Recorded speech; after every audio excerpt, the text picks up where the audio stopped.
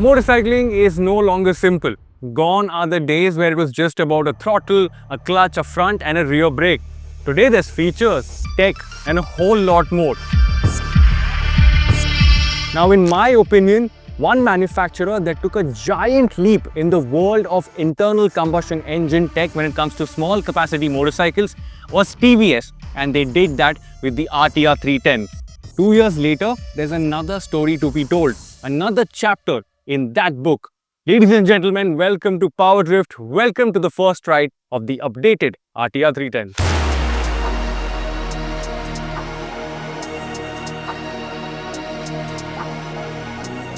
When I first rode the first gen RTR, I came away impressed.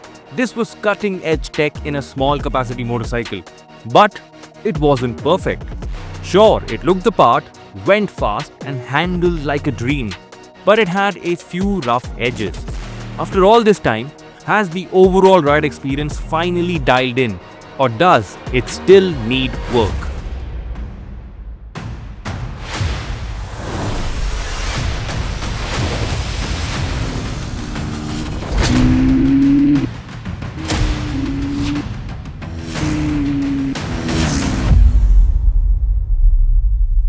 Finally done and dusted with the first ride of the updated 2025 RTR 310. Now, my biggest problem with this engine platform, it's always been refinement.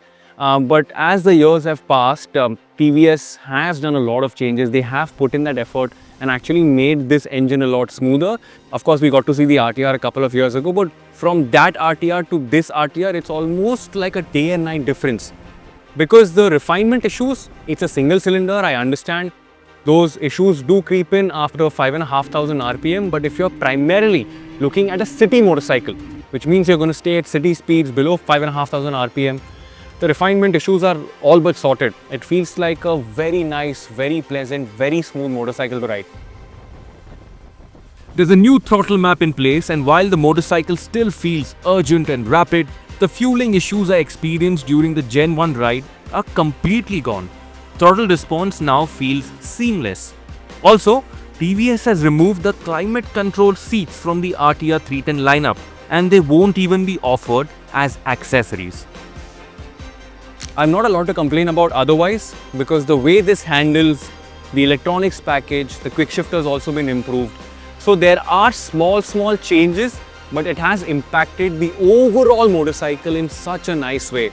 The pricing, 2.39 lakh for the base variant goes up to 2.85 lakh for the top of the line BTO 2 spec variant. People always say that this is a competitor to the 390 Duke. I disagree. I think this is a competitor to the 250 Duke just because of the price range that it sits in. And because of this electronics package and because of what the motorcycle is today, I think this has finally got a nice fighting chance against all the other motorcycles in that segment. But for now, if you have any more questions, please let me know in the comment section. Of course, the idea is to take this back to Pune and test it thoroughly like a proper city ride, because I genuinely feel that this is a city motorcycle.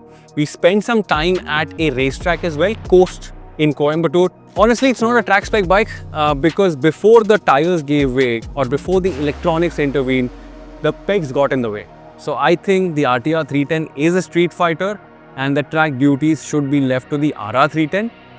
But again, I had a blast riding on a racetrack. It was so much fun, and honestly, I feel that the motorcycle has improved quite a bit. Thank you so much for watching. Like I mentioned, if you have any more questions, please drop them in the comment section and I will see you there. My name is Lauren Painter and I will see you later.